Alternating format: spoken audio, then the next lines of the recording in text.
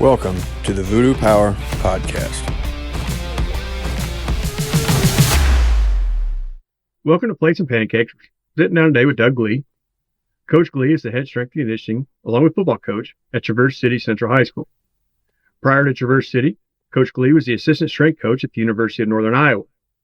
He was also a graduate assistant at the University of Western Michigan and an intern for Eastern Michigan University.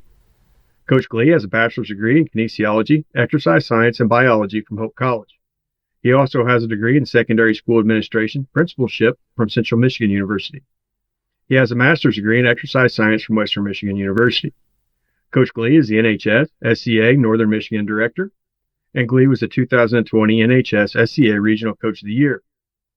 Coach Glee has a CSCS and is a USAW club coach. So welcome to the show, Coach. How you doing? I'm doing great. I've been looking forward to this all day. Well, good talking to you.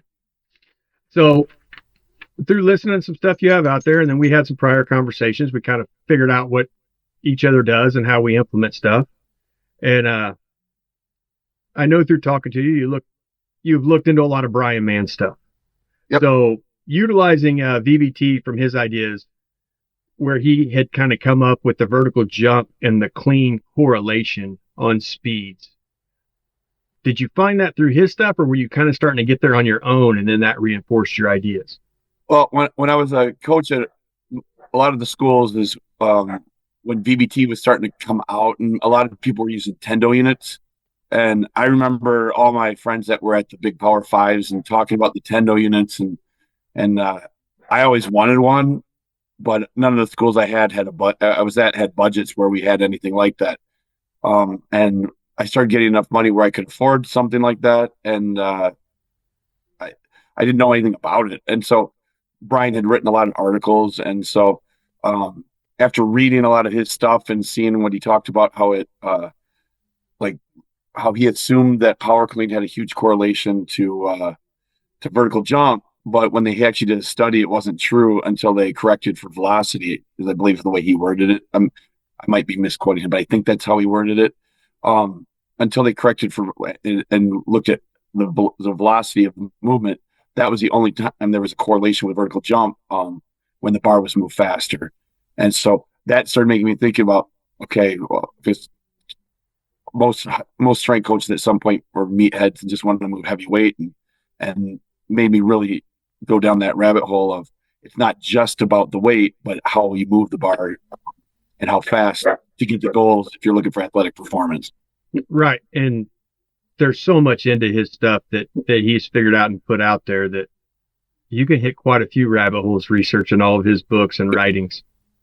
And recently I started paying attention to, there's a track and field coach named Randy Huntington, who trained Su Bingsheng, and I'm probably butchering his last name, but I saw this little Chinese guy from China that ran a 9.89 or something like that, 100. And I started reading anything I could on Randy, and it sounds like he even goes even more extreme, where specific to track and field, and I'm still not, I don't understand everything he talks about yet, but I'm trying to get there with him. But I think he even started talking about, at a certain level, he was trying to hit 2.0 meters per second on power clean. And I'm assuming that's peak velocity, but like I said, I just started reading about it. And so it seems like a lot of people are coming to that same conclusion that are much smarter than myself. So I'm just trying to copy people that have kind of figured things out and had success. Now, are you wanting to be that fast with your cleans all the time? Or do you rotate up through a strength phase, a power building phase, and then a speed phase? We honestly, most of the time, we don't do much with those. We're always in speed strength with our power clean.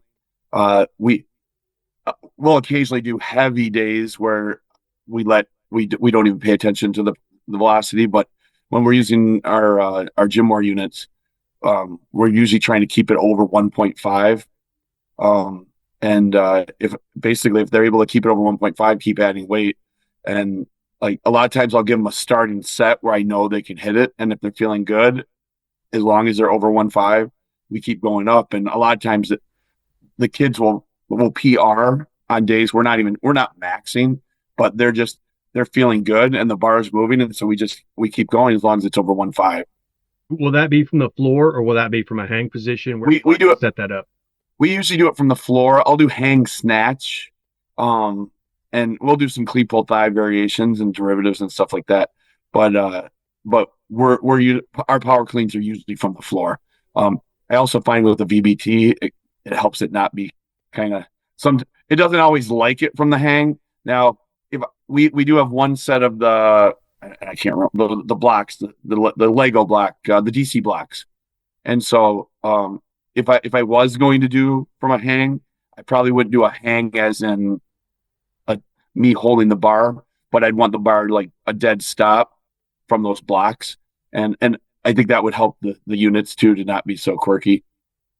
Yeah, because if they drop and then come back into that, if it's got a string on it or whatever, it'll affect the speed.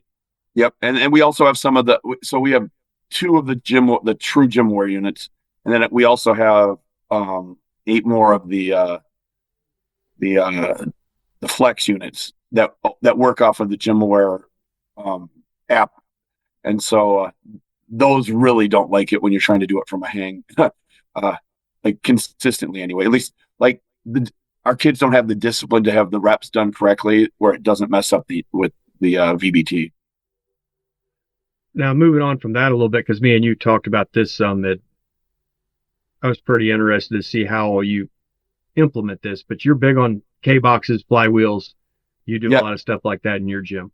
Like it was years ago, and honestly, Simply Faster has been a really good company for us. For equipment we've gotten through them and advice some of their employees have given us.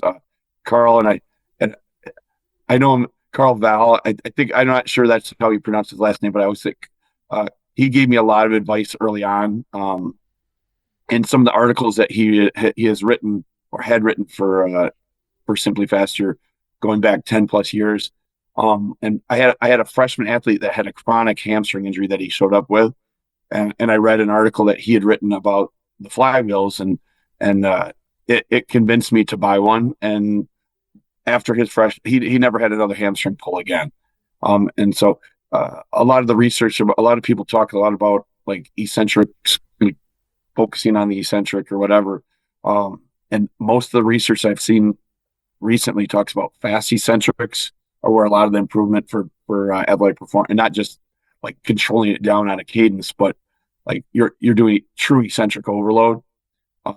And his article talked a lot about that. And so I started using it, and it seemed to help a lot for our hamstring issues, but it's also a lot of the stuff I've seen is like knee injuries and rehab, and it's an old tool, but it's becoming more and more popular, it seems.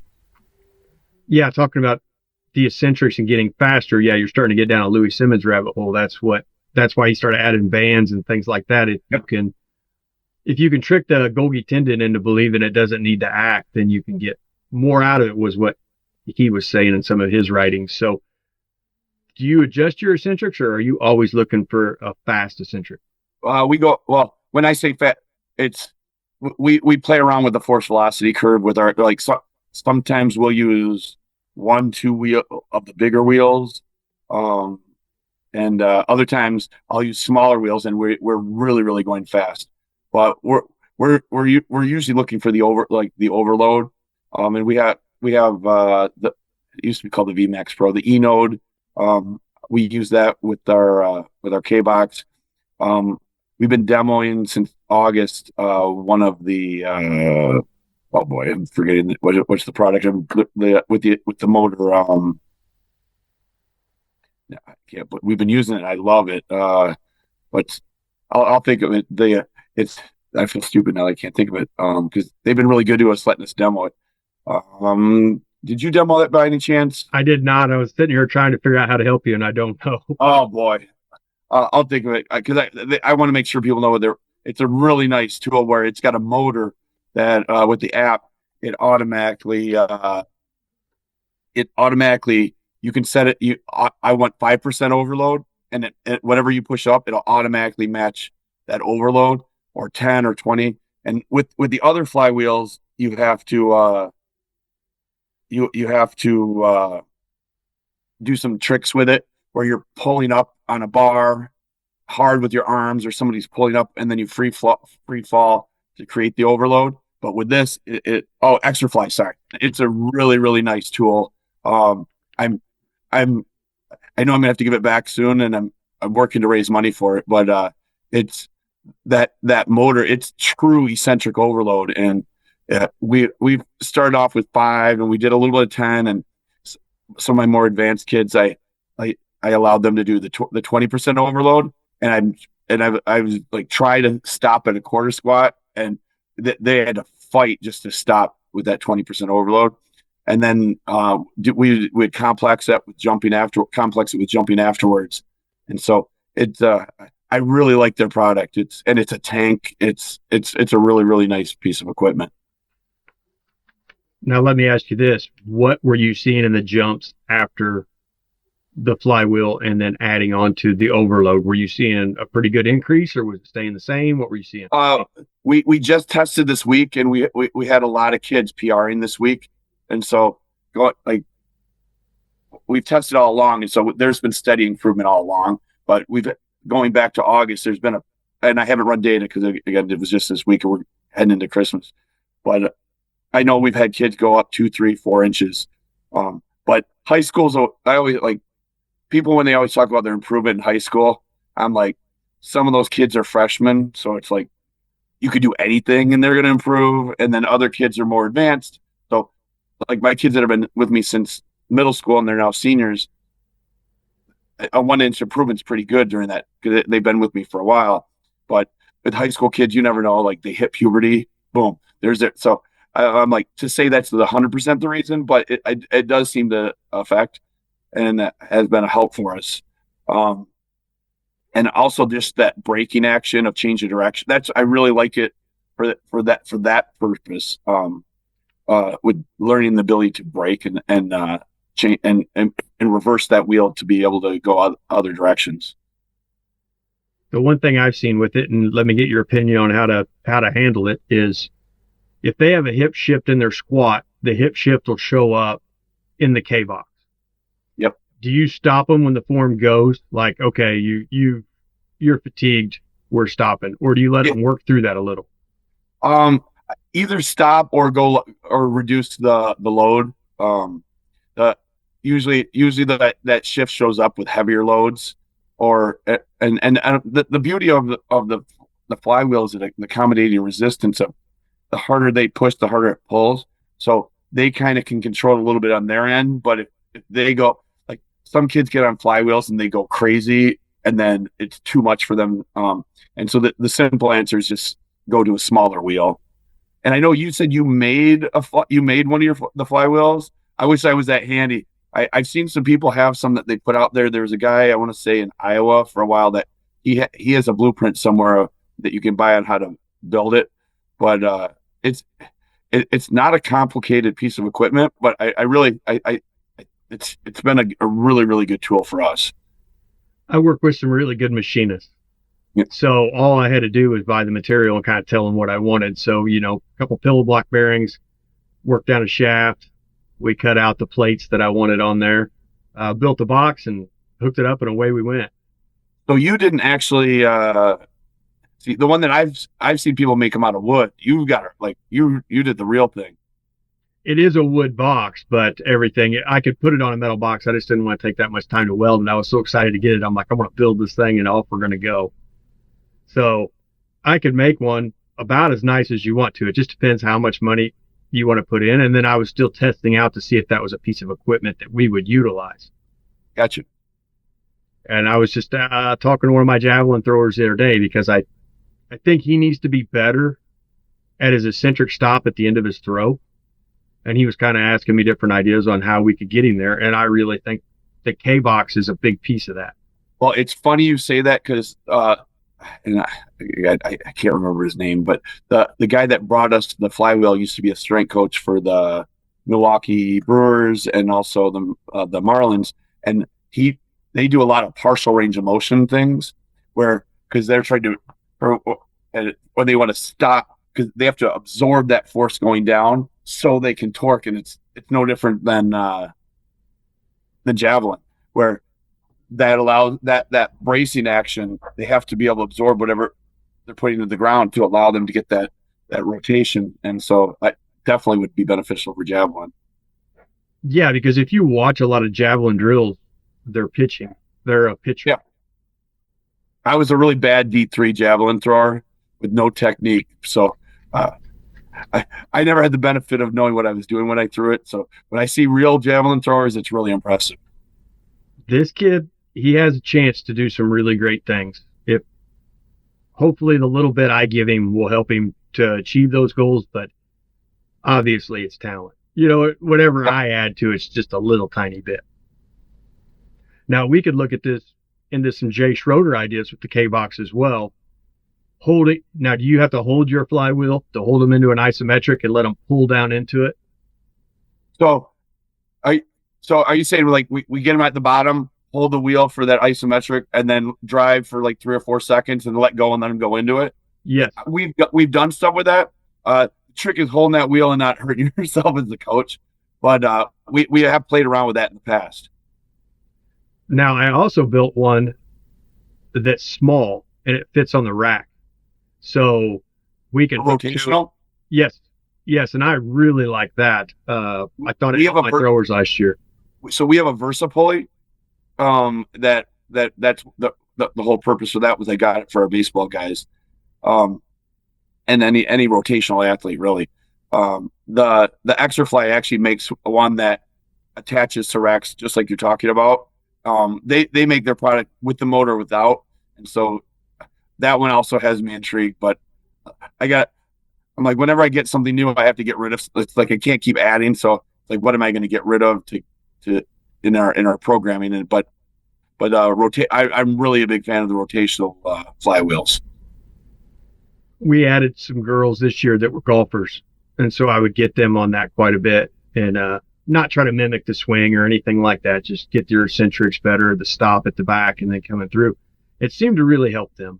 I mean, whether that is just they got better at the sport or if it was the flywheel, I don't know. With golf, like baseball and golf, we have a product called Super Speed Swing, I think is what it's called. They might have changed the name, but basically it's over and underweighted bats, like glorified bats.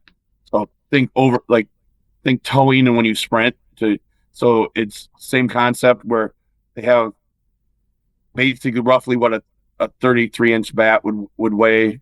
They have something that would be slightly over by 5 ounces or so, a little bit lighter, and then a lot lighter. And it's just they make a golf product too for the same purpose. And they don't even have you worry about form. It's just let it rip, and then get back to using your actual bat to focus on form. But similar concept, right? And what would be cool with that, if you had the time, which most baseball players and golfers don't have the time, is to run like a Bondarchuk system with it to figure out what bat made your exit velo go up the highest, and then you could really dial that in. Well, these aren't even real bats. It basically is it's a pole with a weight on the end of it, and so it's super end loaded. So for the baseball guys with their end load, it's end loaded, and all you're doing is you're just swinging it. And we have a little thing that you put on the ground that measures the velocity, so you can kind of see or you're picking it up. But in my mind, a lot of our rotational athletes don't rotate all winter, especially if some of them are doing it too much and others don't do enough. And then they get to baseball in the spring and they haven't been, and that's when you always get those rotational injuries.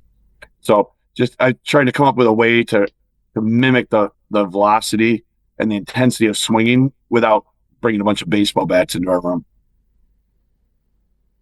I can believe that they take, especially pitchers take a lot of a layoff over the winter, and then that first game out really seems to bother them. And I've even seen Patrick Mahomes, I believe, looks like it's a product similar to it, where he's swinging bats just because it's like that swinging action. It's rotation, and a lot of throwing in football is that rotational power. Yes, and then you can get a dynamic stretch because that's pulling you through just a little bit further than you might do on your own. and I'm old. And so me doing it just for fun, I get hurt just doing it to warm up with it. So it's better for me to let the kids do it now. Now, you brought it up there a minute ago, but we also had side conversations leading up to this, talking about as you're kind of peaking your athletes, you're starting to reduce range of motion and load them up. Yep. Well, it's funny. We actually did it in class today, and I've made comments like I haven't run any kind of analysis or anything like that. But if you ask our kids, whenever what we call them pin squats, it's just a partial range of motion. Our kids PR that day by significant amounts. Not all of them, but a lot of them every time we test vertical jump. And using the gym wear is what kind of got me down. I'm like understanding that concept of, okay, heavy. So weight moved fast is good, obviously. So if I move heavier weight fast, it's going to have a higher power output, but I can't do that through a full range of motion. But if I create the angle that we jump from and then move it fast, I'm going to have more power. And so it made sense to me. And like I said, you can't, I don't think you can do it for long periods of time, but I will sprinkle it in. And like I said, when we do it, vertical jumps tend to go up. And it's a little bit ironic because we were talking about that about the same time I was doing it, and about the same time I had stumbled on Vermeil's hierarchy of athletic needs. Yep. And I'm like, well, wait a second. That could fit, right? You spend all summer on work capacity and strength, and as the season goes on, you move up the pyramid. And then at the end, you're looking for peak power and speed. Well, if you reduce the range of motion, load them up, get them moving faster, and then letting them display that, you would have a pretty good peak at the end of your season whenever you need that to be. And on top of it, you're taking away the eccentric component of the lift, which is where a lot of the soreness comes from. And so a lot of your athletes that don't like to always train in season that you have to convince them to, well, all of a sudden they feel good afterwards. And like you take away the predominantly almost all the eccentric component and all you're focused on the concentric, like it's a win-win with our kids. And what I did at the very end, so we made a deep run in the playoffs. I cut the last 2 weeks, I cut the weight and replaced it with bands, and then just let them slam them bands as hard as they could on the barbell, keeping the reduced range of motion. And it seemed like it really brought that triangle to a peak. During COVID, we made some super long runs in the playoffs because we got shut down, and then they brought us back, and we were playing football at the end of January in the semifinals, and we did a lot almost identical what you said, and using GymWare with their cloud, we were able to actually track power output, and we do this with most of our teams 2 weeks out before districts or 2 weeks out before the most important game of the year, whatever that might, or we start backing them down. And so we'll control range of motion, but we'll also try to we'll train heavy and high intensities once a week throughout the season. So we'll hit 80% for 3, we'll hit 85% for 2, we'll hit 90% for 1 once a week. But 2 weeks out from the districts, we stop doing that. And we're trying to hit 0.75 meters per second. We're trying to hit 1.0 meters per second. And then we try to carry that as long as they keep winning. And it was really cool because our cloud, we have it up on the TV and the kids are super competitive, which it's like a video game for these kids. They're competing against each other, and it will show who's got the highest relative power. And ultimately, relative power is what's the most important, because that's what allows your body to fly through space. And so we have a leaderboard, and there's a relative power, and you can see how many watts per pound the kids can produce. Well, so there's that competition with their teammates, but as it scrolls, you can see what percentage of their PR for power output they were hitting. And we were going into the district or the regional final, the semifinal, and our kids on the day before the games are hitting PRs on power output. And their legs felt good, and we ran with it. And we do that with we've done it with our volleyball this year. They made a long run, and just, I mean, ultimately, I'm not trying to get these kids to be weightlifters. Like if they want to, we've had a few kids that have wanted to go down that road. I always send them somewhere else. I'm like, I can teach you how to do this stuff, but if you really want to get into powerlifting, that's not what we're trying to do. You need to go where that's what their goal is. But our goal is to max power output at the right time of the year. And the hard part is some of our athletes want to start doing, like always, our spring athletes are usually the worst about it, is they want to start backing off for their first track meet or their first baseball game. And I'm like, if you start shutting it down that early, it's like, like 3 to 4 weeks, you already start losing strength. And by the end of the season, where it's the most important, and like, not that the rest of the season is not important, but districts, regionals, state finals, things like that, that's the most important. And we want to back off at the appropriate time that we can carry the strength that we've gained and worked so hard for all the way to the end of your season. And so it's always like, I always share, there's Bob Alejo wrote an article about high intensity in season training, and I share it every spring at the same time. And I steal his percentage. Like he's got it right in the article about what he was doing with the Oakland A's, and we use it a lot. And when our baseball players come in, they've gotten really good. My kids don't really question it a whole lot, but there's always a kid that I can't do this in season, and I'm like, well, this is what they were doing in Major League Baseball, and they're playing a lot more games than you, and they're playing more innings than you, and they have and so it's and they're older guys. So, but that keeping that high intensity, if you're not touching 80 to 90, we'll sprinkle in a ran, like when I know there's no games, a 95, but it's our sweet spot is 80 to 90%, anywhere from 3 to 1 rep.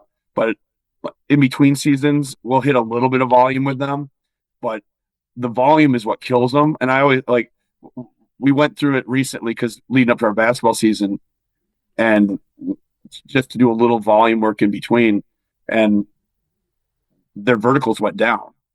And and I'm like, this is why you don't, because we've had coaches in the past tell the kids to go lighter and do high reps.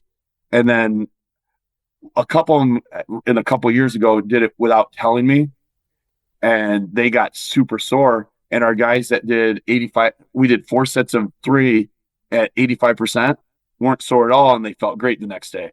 And I'm like, it's that volume is what makes you sore most of the time, unless you haven't been training. So that's like, we train year round.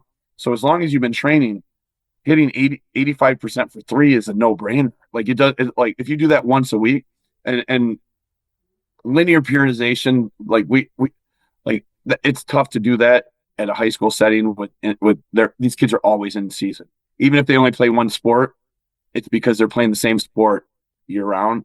So to do a linear periodized program is almost impossible. And so we'll have we're hitting legs twice a week, maybe 3 but it'll be, if we're hitting 3, it'll be Monday will be our heavy day, because what I find is we don't have games on Monday. And so that's my one day to say, let's go a little heavier. Wednesday would be a moderate range. And then on Friday, we'd be doing RFD with our gym wear, trying to hit anywhere from 0.75 to 1.0. But like I said before, with our Olympic lifts or the derivatives, we're always in speed strength. Like we're using that lift for power, all the time. Now, you said a few things in there. I got a few notes on them. And that was what I had a plan for this year. And I don't know how you go about it, but now I got a chance to pick your brain. When you kind of get them up there and you're getting to the end of the season and you don't know where you're going to fall, but you need to be prepared, you're trying to get that peak to last a little longer. Yep. So will you kind of conjugate that a little bit and maybe trade out the bar, or go from a high box squat to a high pin press? What will you do to make that peak last longer to get you where you want to be before you really hit it hard with the band? I really like the pin. I like the pins because we're still hitting that range of we've limited the range of motion, but we're still creating a high power output. It's depending on the team. Like if I know, like I run it like the first round is a team we're not gonna. It's going to be a team where should be able to handle. I might hit in the 70 to 80% one more time, try to push it out, and not that we're overlooking that team, but and that 80% isn't going to kill us. We don't need to necessarily peak for that game. But the pin squats are a really good tool. And honestly, a lot of our kids, it's they train so hard year round that 3 to 4 weeks is usually not hard. Like that usually carries us into the regional finals and things like that. And at that point, I'm not messing up anything. I'm like, we're making sure we get healthy. I start incorporating a little bit mobility work, um, and start. I'm trying to get out of their way and put what's important first, and that's their sport. When you're making the late season run and you've peaked your athletes up, how close to game day will you lift them? With RFD stuff, we'll do it even on game day. I'm not anti like it's like the PAP or post activation potentiation stuff. I'm like that stuff's great, but when you look at what you really have to do for it, it needs to be pretty close to game time. And like we travel 4 hours for a game. It's like now, does it make them feel good? Yeah, but if you're doing it to get a benefit, but for me, it's like they have so many games that I don't want to give up a lift on a game day, but I want to make sure that lift is appropriate. If for some reason, their game would fall on one of our heavier days, I'll drop it 10%, and then the kids, and then it's no question they just roll with it. But we will lift on game days, even at the end of the season. That's what we kind of landed on. Now, sometimes game days are tough because of the time constraints, and I'm not at the school. But we had some guys playing a really big game last Saturday, and you're really locked in. Guys were out here the night before moving weights really quickly to prepare for that. I'm biased. I thought I saw it on the field. They said they felt good, so that's all I can go on, and that would probably be our model going forward. But I don't want my guys to think they have to do it, because if they can't, then it's in their head that they. So that's where it's like you're on road trips, you're on overnighters, things like that. I remember my time at Northern Iowa, Wichita State at the time. This was in the late 90s. They would call us and ask if they could use our weight room, and they would come and they would do a workout on game day. And so it's these kids that want to go to college and play these college sports, they just don't even understand. Like basketball players, they all go to college, the ones that have backed off on lifting and find out that they were wrong, and now they've got to play some catch up. I always show my guys the guy at Houston, is it Bishop? I think it's Bishop. That's their basketball strength coach. I'm like, he gets their guys are freaks. They are big and strong and fast, and I'm like, that's what I think a basketball player should look like. Like, do you guys look like that? I'm like, this is what D1 and you look all over the country what these D1 athletes look like. If these basketball players don't train in high school, they immediately walk on campus and they're behind athletically. Now, some of them are just such freak talents that they can get away with it, but for a lot of them, they just physically can't compete with a grown man that plays college basketball. It's even regardless of their skill set, because that guy also has their skill set and is 30 pounds heavier and stronger and faster and more resilient. It seems like basketball players they'll find any reason not to lift. Now, there's a few dogs, don't get me wrong, but the ones I've been around, they're always looking for, well, I can't go down that low, or I can't. So yeah, if you can get a basketball player to do it, you're going to create a beast. Now, strength athletes versus elastic athletes. I know you use RSI and you do for things like that. Yep. How are you differentiating what you need to do to help the athlete? Let's say you have, which I think I'm seeing as being kind of rare to see an elastic athlete over the strength athlete in percentages. So let's say you do have an elastic athlete. Are you looking at hitting them with strength And then vice versa for your strength athlete. Are you trying to create some elasticity in your strength guys? We try to go. We're kind of we're trying to hit all of it with all of them. Like at the high school level, like I don't. Most of them are like they don't test in a way that I would call elite. Like it's as we're testing RSI, I have a handful of guys that have hit over 3 on a laser grid, and one of them plays football at Notre Dame, and the other one is a long jumper athlete at Michigan State. And so but when we first started measuring this, like I didn't know, like it's like you're always like, oh, plyos, it's got to be quicker, but I had like I didn't know what quicker was. Like it looks quick, and when we started measuring it, it actually made my eye better, where I could see what it should look like. And when we first started measuring RSI, I had a handful of guys over 2.0, just like a handful. And we have girls that are hitting 2.4s and 2.5s now. And we use the Scandinavian rebound jump test is a really simple way to do it. And the beauty of measuring those and getting the pogo is the most basic plyometric exercise. And they start learning what that ground contact feels like. And then we track that over their 4 years. And we have kids that started out as freshman boys, again, physically immature. So there's that. But they were 1.4 RSIs. And then by their senior year, and one of them's a junior, is at a 2.98 RSI. And so it's doing plyometrics correctly. And the cool thing about RSI is you can like kind of see based on where they are, what they're deficient in. Some of them are deficient in strength.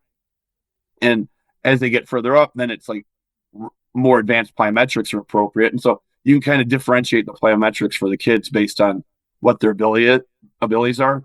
But if you take like we have some kids that are a little overweight and they're new to this and they're not athletic and they're a 0.5 RSI.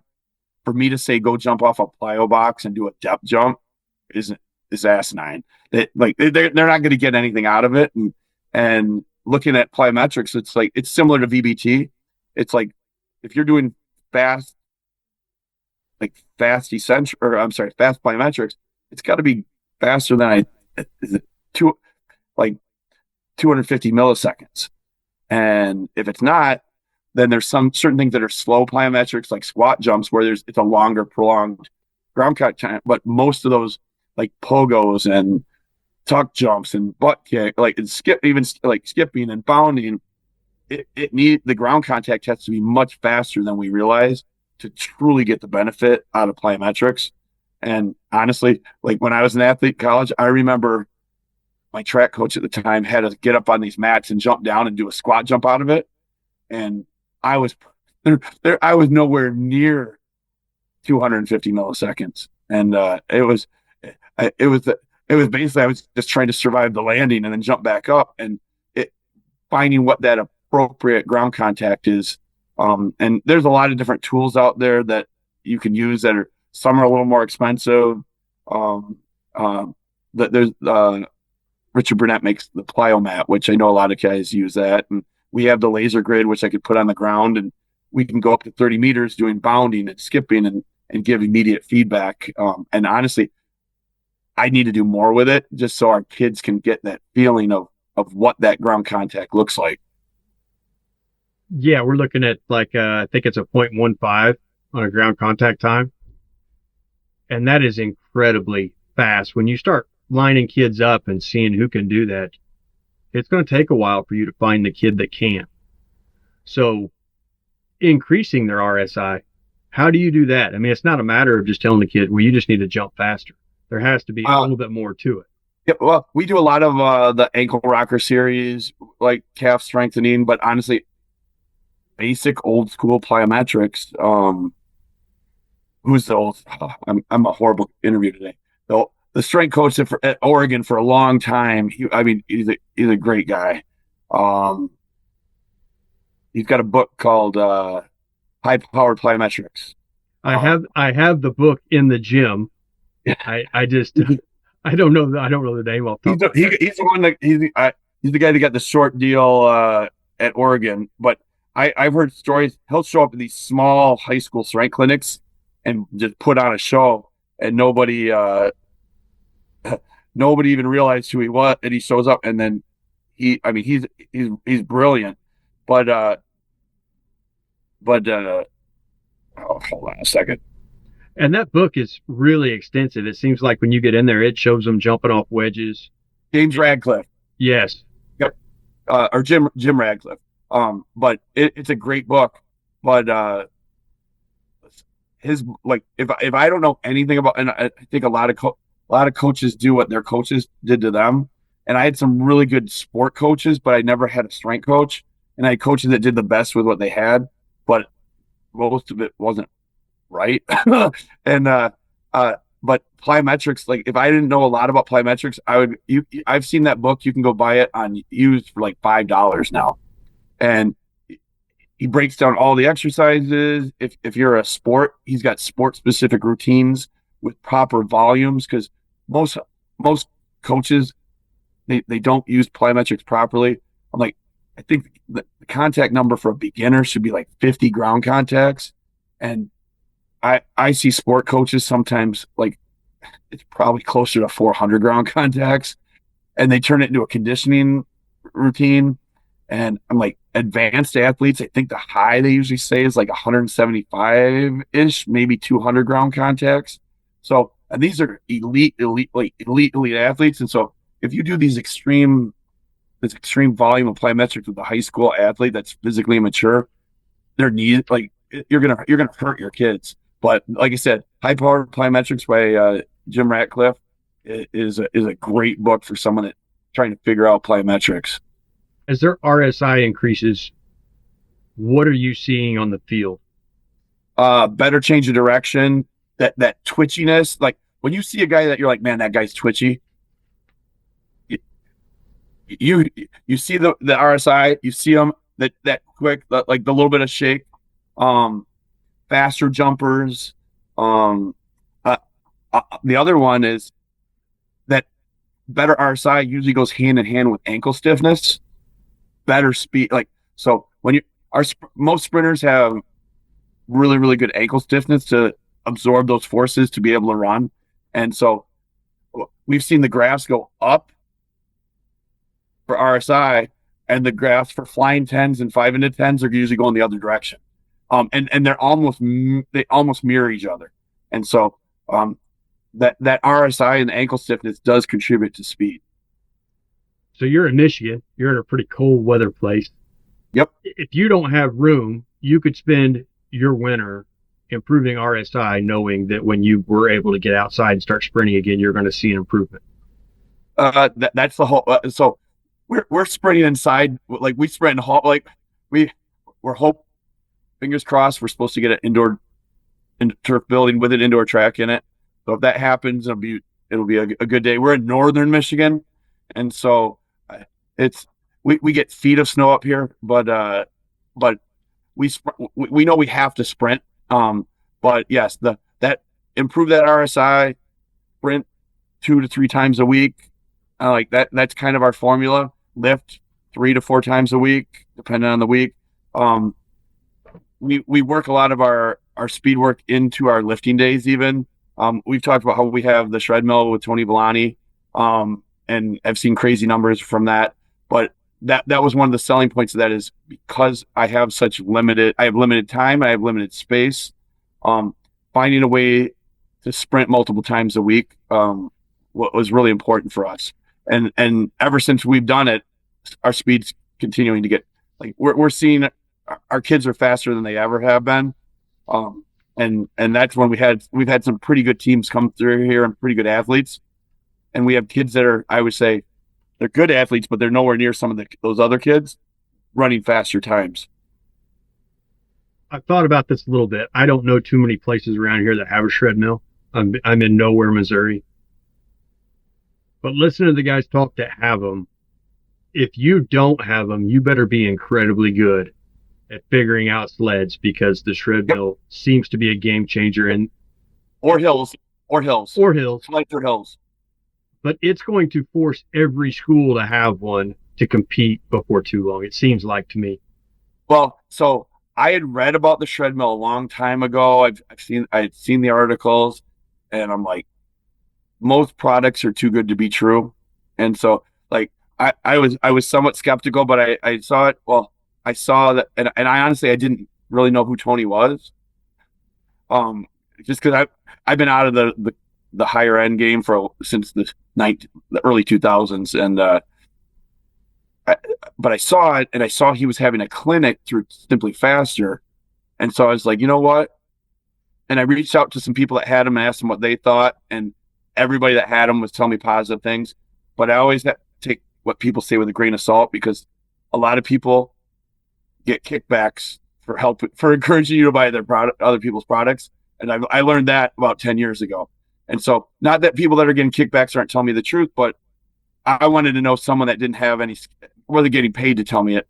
And so I saw that clinic, and I actually went down to Tony's place down in Fort Lauderdale and went to the clinic, and he had really good speakers. Tony was outstanding, but I wanted to use it and see it in person. So I actually paid using my LLC money to fly myself down there. And that's where I met Mark Hoover for the first time.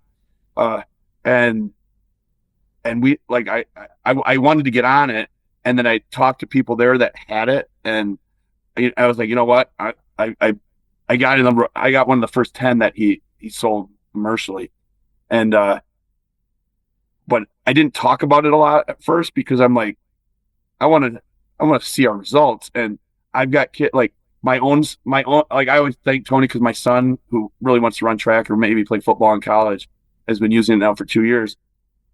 And when we got it, his flying 10 was like a 102 or 103, which is not bad, but you're not running away from anybody with that.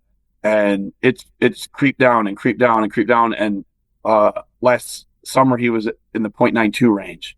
And that's for us, like anything under, like we need a lot of kids under 1. And like we have, like, you won't even be in our top 20 anymore if you're not under 1. And prior to that, like it was a hand, like 1, 2, 3, and you'd have some freak kids at a 0.95, but we have multiple kids that are 0.95 and below, and they're good athletes, but they're not better than the athletes that I had in the past that weren't running these times. And so that's honestly, I haven't, since my time in college, we do a lot of the same old school stuff that I learned from the coaches I worked under. And the only thing that I had added new was the shred mill, and the times dropped. And one test that we've been timing it flying 10 since going back to probably 2010 or 11, and they since then have become kind of chic, and everybody apparently times flying 10s. But Tony told me to start timing the 5 into 10, which I had never done that one. I was just trying to I wanted our guys twice a week to hit max speed sprints, 3 to 4 of them, be done. And he told me that, and so we started testing them. And I used my son as an example. He was a 132 in November or December when we first got it, and he ran a 115 a year and a half later. And like with that short distance, that's a huge improvement. And when we first started timing the 5 into 10, I had 0 people below 1.25. Now you're not in our top 10 if you're not at least a 122. And we have multiple kids that are under a 120. And so that's where, like, high school kids, acceleration, like the top end speed is great, and I think it helps a lot of things. You have to be able to accelerate, and that's where the shred mill, like, we're doing it as part of our lift. We're doing the gear 2s, which is the heavier resistance. When you talked about the sleds, so you can still do that with sleds. It's just you got to be a little smarter. We do the gear 3, which is a little bit lighter resistance, and we do gear 4, which is like really fast, and you're running up a hill at about 15 to 20 degrees. And Tony undersells it. Like it just worked. And I don't know anybody that's used it that hasn't seen similar results, assuming they keep using it. I tell the kids in the gym, when that private donor comes in, that's the first thing we'll have, right? I mean, I think it would definitely be a game changer in my area in West Central Missouri, because you're not talking to coaches that have one. And if they do, they're not telling anybody. It's funny because I don't talk a lot about it in public for that reason. Like I'm like, a handful of, like, I was the first one in Michigan to get it. And one of my former assistants got one, and he became a head down in Southern Michigan. And then another guy that works in the NHSSCA, he got one recently. And so there's a few more popping up, but I'm like, until my kids are done, I'm hoping nobody figures it out, because it's a really good tool. And Villani, to deal with him, to talk with him, is incredible. And you can pick his brain. He will help you with whatever you. I always tell people he's one of the really, really good guys. Like, because I remember, like, when I was trying to get jobs and I'm at mid-major, I always, like, joke about I was at all these directional schools, and like I wanted to go to Iowa, but they wouldn't return my call. Michigan was my dream school. Oh, they'd never return my call. I was like, so it's like a lot of these places that like these big time coaches, you go to conferences and you go, like, I remember going to the NSCA conferences, and I was just trying to make connections, and a lot of the guys like big time, and I'm like, you wouldn't know Tony is who he is based on meeting him. And like I said, he's given me access to stuff and help my kids, my athletes. I have a kid that went to school here that went on to play at Dartmouth and then was a grad transfer to Boston College, and had a pro day, and Tony basically helped me design his program. I'm like, and Tony didn't have to do that. I'm like, and Tony's a busy guy. Like, he's got business and he's got his training, and if I reach out to him, he always gets back to me. And so it's like I said, he truly wants to help other people. Like, and he really does. I was betting that this thing would help, and it's overperformed for what I thought it was going to do. Now we can hit some other things, and I kind of skipped them and want to get back to them. But hitting triple extension and partial range of movements. Okay. Have you found that to be pretty effective, where it doesn't necessarily have to be a full clean? You can shorten that up, or maybe a pin squat jump with a heavier weight. Yep, we do a lot of squat jumps. How effective have you seen that? Honestly, I don't think your muscles know whether it's a clean, a jump squat, or whatever.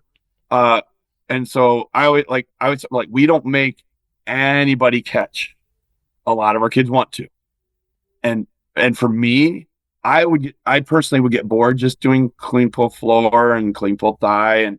But if that's all they want to do, that's all. I'm like, when they feel like they're ready and they want to learn the catch, they've done the pulls so much, it takes me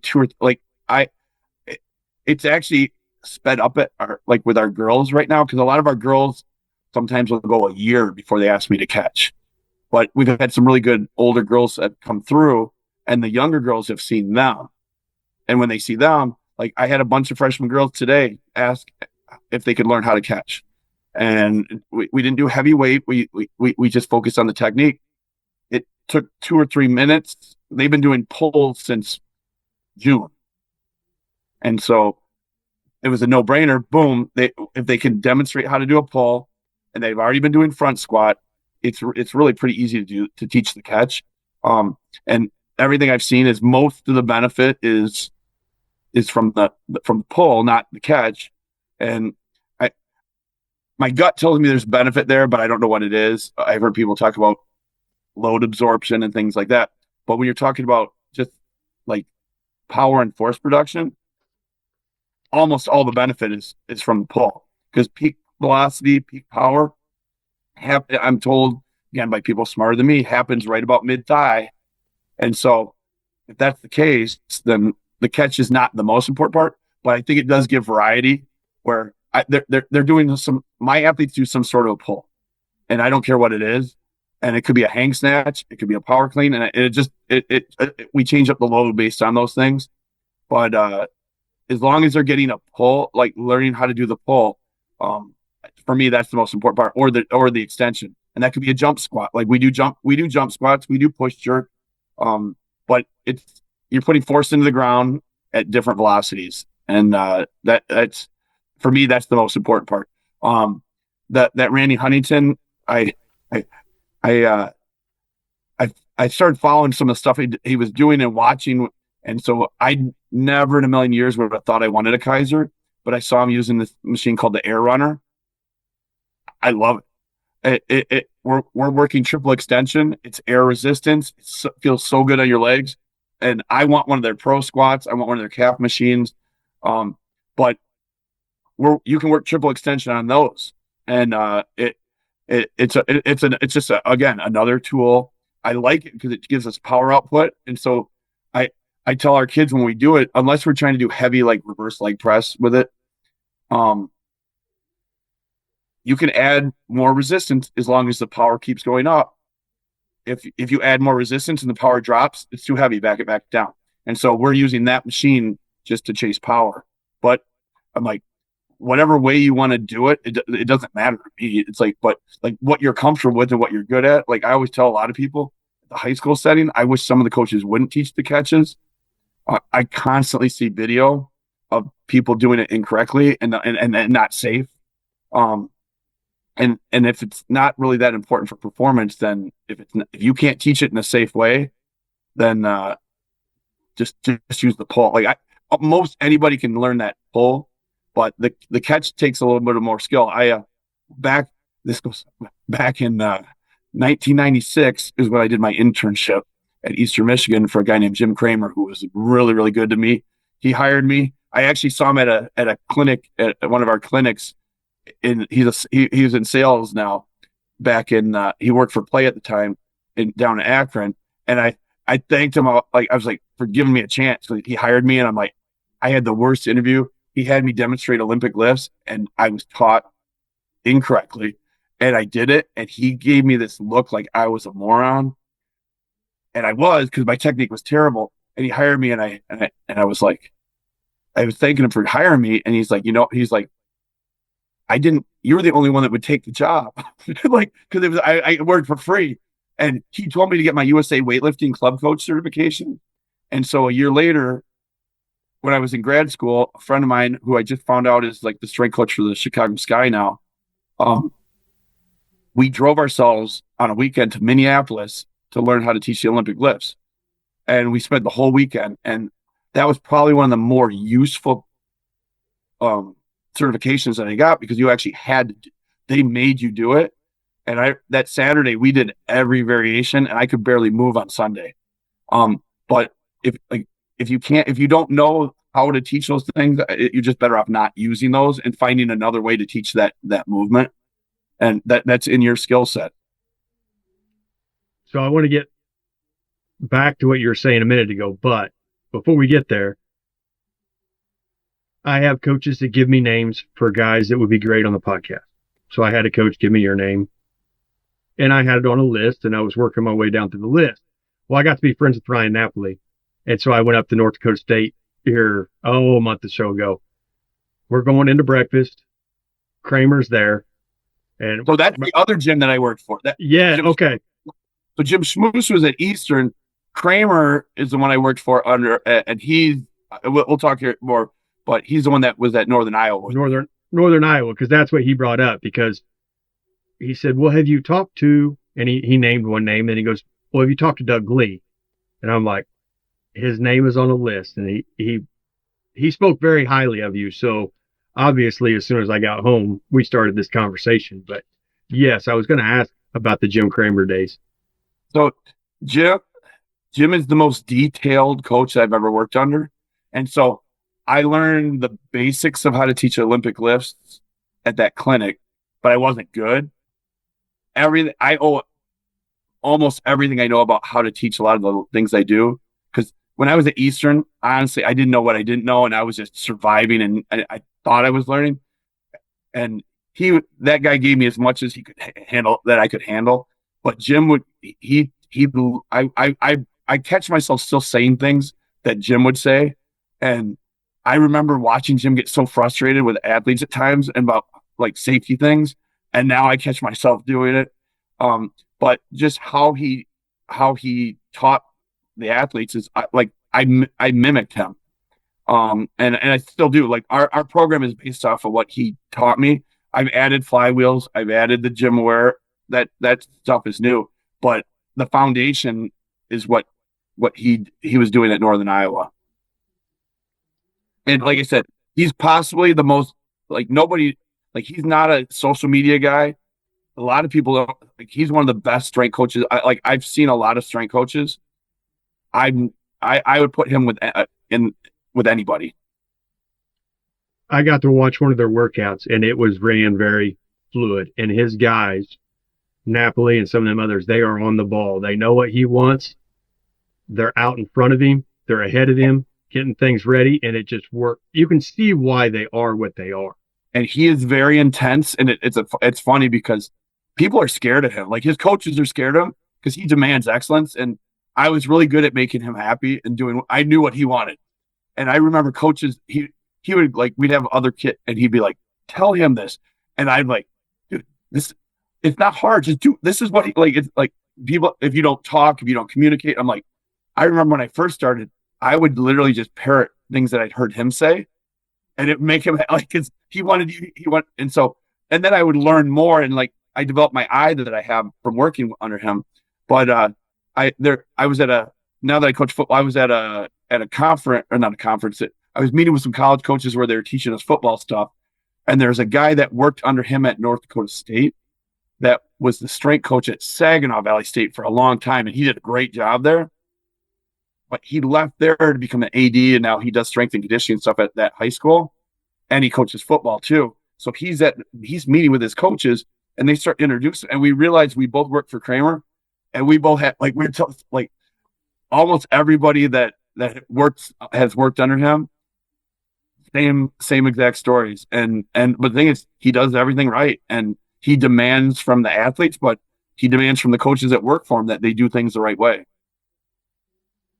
So, yeah, I wanted to get that in there, but before we got too far away from what you were talking about earlier, the catch and whether they need to catch or whether they don't, you're kind of starting to get down a Travis Mash rabbit hole from what I've kind of listened to.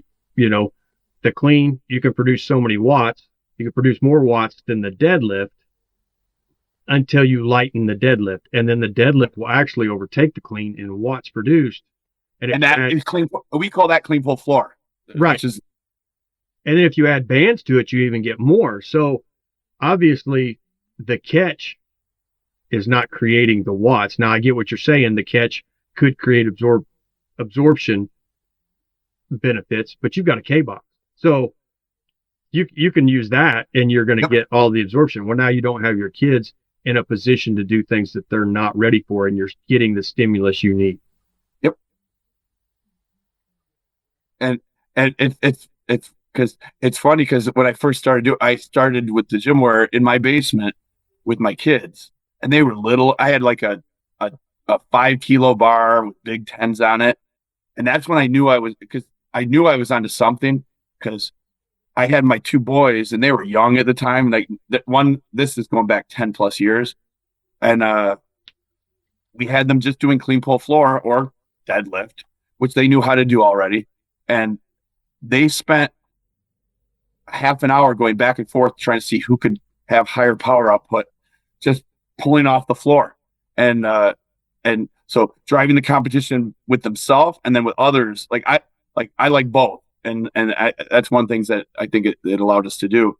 But that basic pull, when I first got to the school I'm at now, there was zero strength, like zero strength and conditioning. We didn't do anything but clean pull floor and clean pull thigh for the first 7 months. That was it. And it works just fine. So I still like the catches. I still I like the variety of it. I think it drives intensity. But I don't think you have to do it. And if you're looking at clean pull floor, if you can really create a big pull, well, now your speed work, if you're running 70%, is going to be a higher weight. So now you're really creating some watts, and it doesn't take very long before you're pulling more weight than you could clean. So yeah, you got to figure out where you need the stimulus. Now, and again, this is going back a long time, but I want to say I read the highest power output is actually power snatch. But that's for a lot of our kids to handle heavy weight. Like, it's hard for them to hit that with power snatch.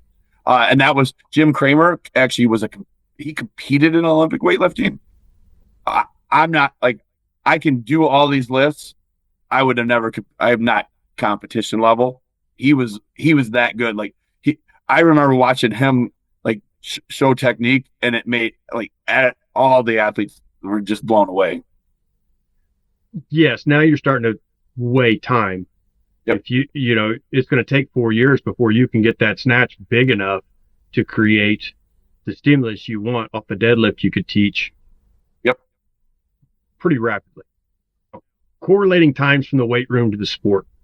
Understanding how fast something has to move in the weight room to see it on the field. How have you noticed that in your training as you understood gym wear and things like that better? Honestly, even using gym wear and when we're moving things fast in the weight room, nothing matches sprinting. And like, so, it like the weight room is a general prep. Like, I don't care what, like people that want to say it's sports specific. I'm like that. I think that for a lot like that, it was someone's trying to sell you something. Like we're generalists. We're not sport specific in the weight room. We don't want to make it look like a circus act. Sport specific is doing your sport. If you want to say something that's closer to sport specific, I would say sprinting. I would say change the direction, plyometrics, things like that. But the weight room, and it's not that it's bad because it's about force production, but we're never going to match the intensity of sport, at least sports that are explosive. Yes, and especially game day sports. Yes. The intensity gets ramped up even more. All you can do is hope to have them physically prepared for what they're going to encounter. And the developing your hamstrings in the weight room, we do glute ham, we do heavy RDL, we do K-box RDL, we do K-box things for the hamstrings or flywheel things. Nothing matches sprinting and its demand on the hamstrings. Now, that being said, the guy that we have that Tony helped us with, that she got into a mini camp with the Patriots. He had a chronic hamstring injury when he came back, and then he's had multiple with it. You have to sprint to strengthen the hamstring to handle the loads of sprinting.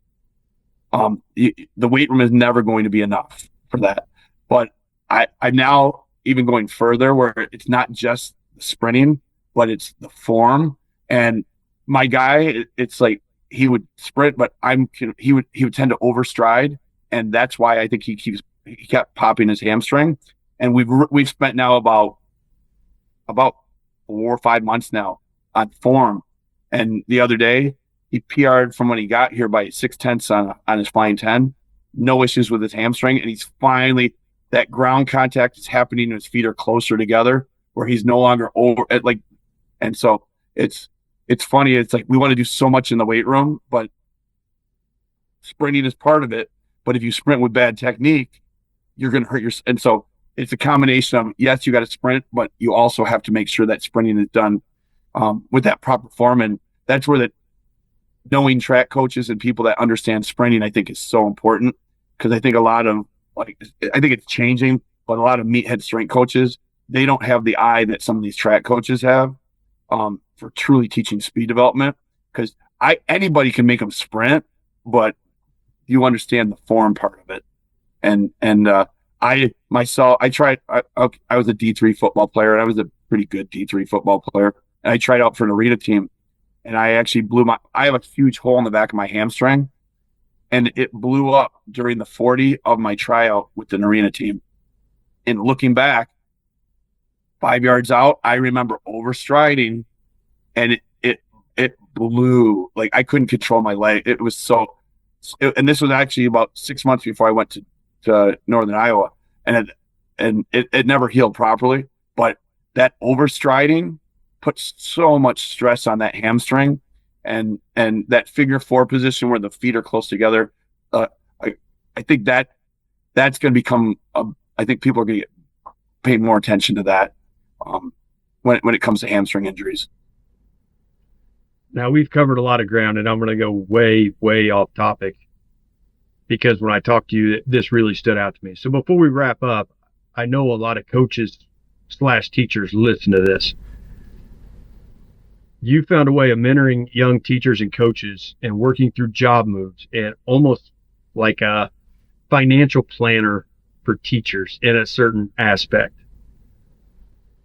What led you down that road to help younger teachers figure out the correct moves and how to position themselves for a good retirement? Well, it's funny because so looking back to when, like, honestly, I didn't even know what a strength coach was when I became an intern strength coach. And then looking back to 1996, internet was really just starting, and like trying to understand how to get it. Like, I had no idea how to get a job. I I would go to the conferences and try to schmooze. I would go to I remember the NCAA ticker that would come, or the newsletter, and all the jobs would be posted on there. And I would spend money that I didn't have to mail resumes to, I mean, all the Power Five, like small schools, and I didn't understand I didn't understand the game that I was playing. And I didn't understand the networking part. Like, I just thought coaching was like do a good job, and I learned from Kramer. I knew I could do a good job, but that networking part was huge. But I didn't understand the game, and then how it was played.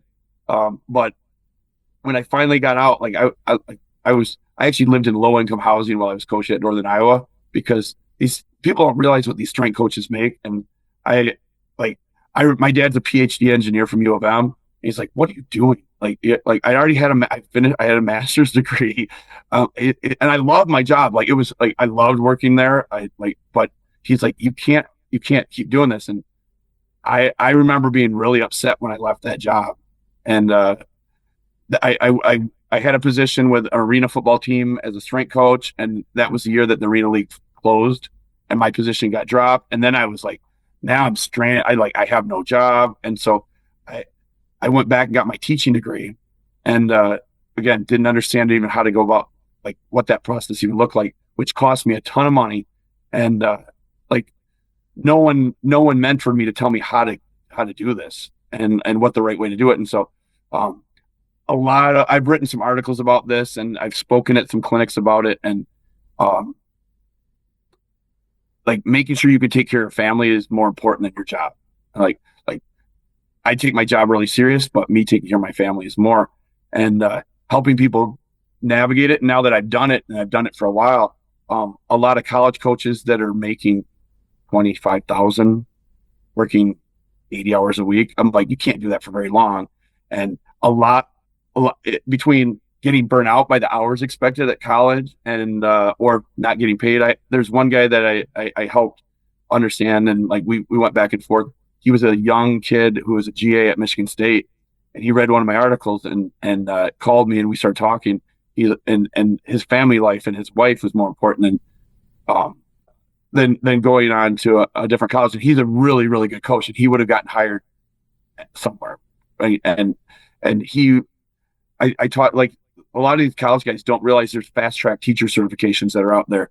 And so I taught him about it, and we still communicate. We just talked the other night, and he's been a high school strength coach for like 4 years. He makes $85,000 a year. He's got benefits. He's got retirement. He's got a comfortable lifestyle. There's another guy that also read one of these articles I wrote, and he was Steph Curry's college strength coach. And I told him about it because he followed his wife, and he got fired from the school he was at because the football coach got fired, which is a whole nother thing with the security of college. And he's been at the high school at the high school level now for 4 years. I talked to him actually last night. He's like, his school's supportive. He has flexibility. It's like he gets to do what he loves, but he also gets to see his kids and have that lifestyle. But helping those guys figure out like how to do what they love and still get paid. And I'm non-apologetic. You have to get paid. Like I did it for free for so long that I'm like, if I don't get paid, I can't take care of what I have to take care of. And so finding a way to create that setting with money, but also with lifestyle. And like I remember wanting to be at Michigan so bad. I remember wanting to be at Iowa so bad. I couldn't work that schedule right now and go watch my son play basketball. I would miss my own kids' football games. I wouldn't have been able to train my own kid. Like I see that happening so much that you have to look forward to look 10, 20 years from now when you have that young fam or have a family. Are you willing to sacrifice that stuff? And some people are, and that's well, I know I couldn't do it. At the time, I wasn't that smart. It was honestly a kind of a blessing that I didn't get the jobs that I really wanted, and I think God was kind of protecting me from what I probably would have gone down. Because if I would have got those jobs, I probably would still be in there doing it and not being around my family. Well, Coach, this has been amazing. We hit some crazy rabbit holes. We got to talk about a huge amount of stuff. So for you to take time and come on the show, it's been a blast. I'll let you go tonight. Sounds like you got some other stuff going maybe before the evening's over, and it's getting a little late there. But thank you again for all of your time. No problem. Thanks for having me. I appreciate it, Coach. Have a wonderful evening. Yep, you too.